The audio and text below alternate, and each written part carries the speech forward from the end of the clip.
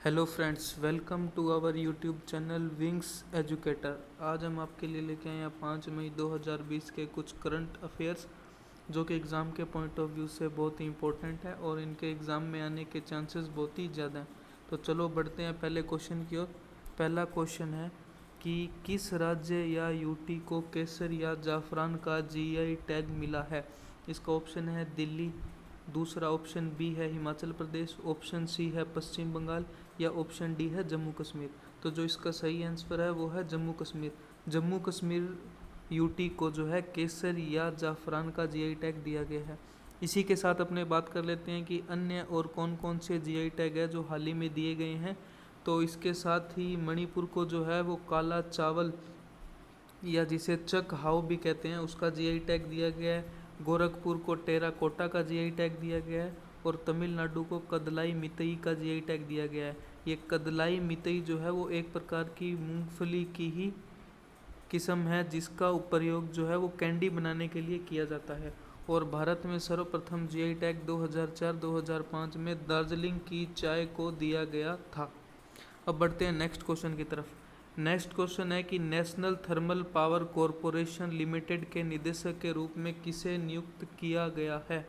Option A Gurdeep Singh, option B Ramesh Babu, option C Ashish Upadhyay या option D Bhim Singh. इसका सही आंसर होगा ऑप्शन बी रमेश बाबू।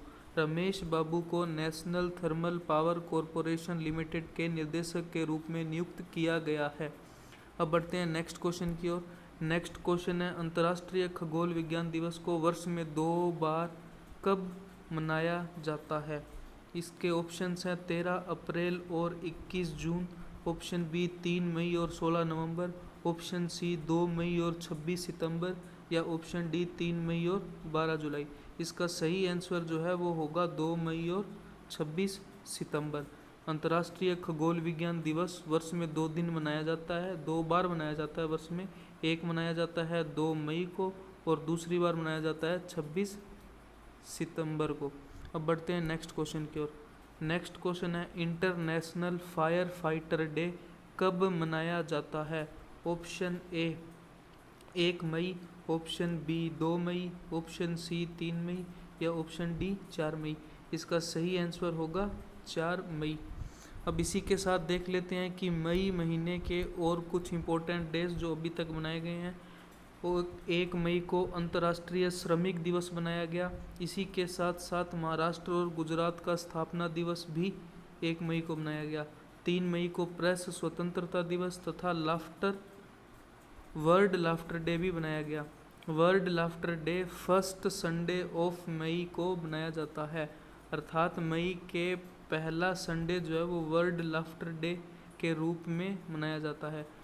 4 मई को अंतर्राष्ट्रीय खदान दिवस मनाया गया। 5 मई को अंतर्राष्ट्रीय अस्थमा दिवस जो कि मई माह का पहले मंगलवार को मनाया जाता है।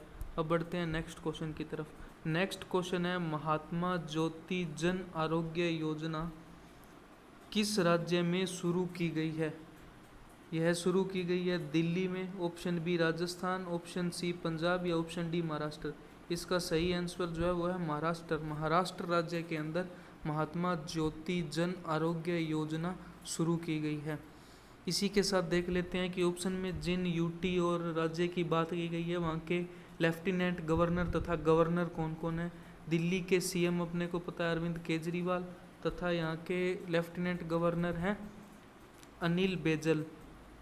इसी के साथ राजस्थान के सीएम अशोक गहलोत तथा राज्यपाल हो जाएंगे कालराज मिश्रा। पंजाब के सीएम हैं अमरिंदर सिंह और यहाँ के राज्यपाल हो जाएंगे विजेंद्र पाल सिंह बदनौर। महाराष्ट्र के सीएम उद्धव ठाकरे और यहाँ के राज्यपाल हो जाएंगे भगत सिंह कोश्यारी। अब बढ़ते हैं छठे क्वेश्चन की तरफ। रिलायंस जियो में फेसबुक के बाद किस अमेरिकी कंपनी ने निवेश किया है। Option A Alibaba, option B Silver Lake, option C Alphabet या ऑप्शन डी ट्विटर। इसका सही आंसर होगा Silver Lake. Silver Lake company ने रिलायंस जियो के अंदर लगभग 1.1% की हिस्सेदारी का निवेश किया है और इससे पहले अपने को पता है कि फेसबुक ने भी लगभग 10% जो है वो निवेश किया था रिलायंस जियो के अंदर। तो अब अपने देख लेते हैं कि जिन कंपनीज़ की यहाँ पे बात की गई है, रिलायंस जियो, फेसबुक, अलीबाबा, इनके सीईओ कौन हैं।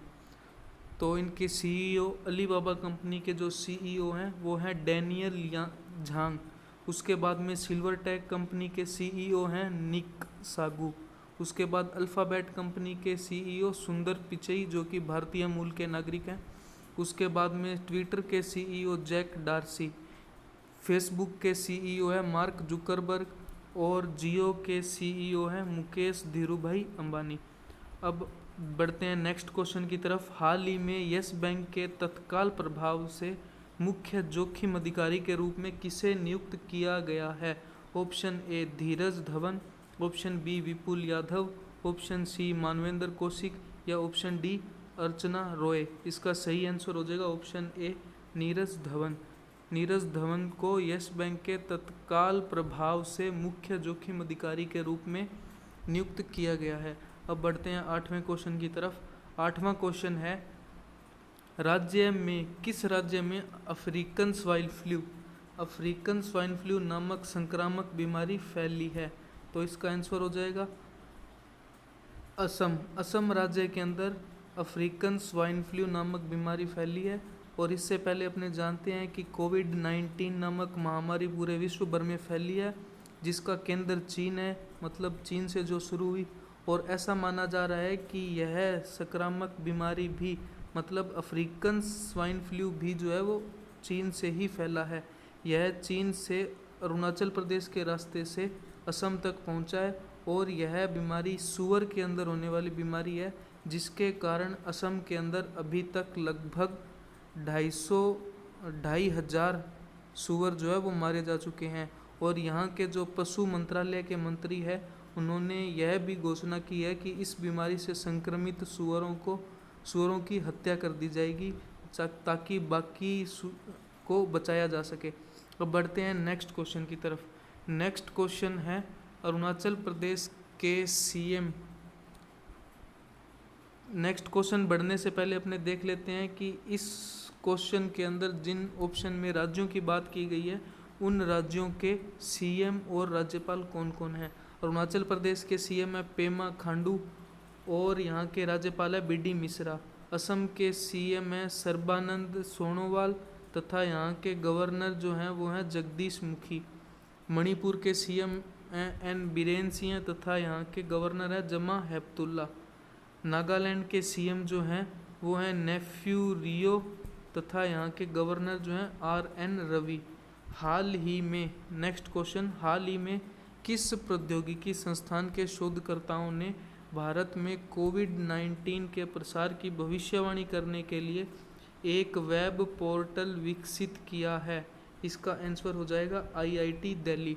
अब बढ़ते हैं नेक्स्ट क्वेश्चन की तरफ। हाल ही में किस संस्था द्वारा जारी की गई रिपोर्ट के अनुसार विश्व की आधी जनसंख्या की आजीविका कोविड-19 के कारण खतरे में पड़ गई है। तो यह रिपोर्ट जारी की गई है अंतर्राष्ट्रीय श्रमिक संगठन। अब बात करते हैं कि ऑप्शन के अंदर जिन संस्थाओं के बारे में बताया गया है, उनके हेडक्वार्टर्स कहाँ पे हैं।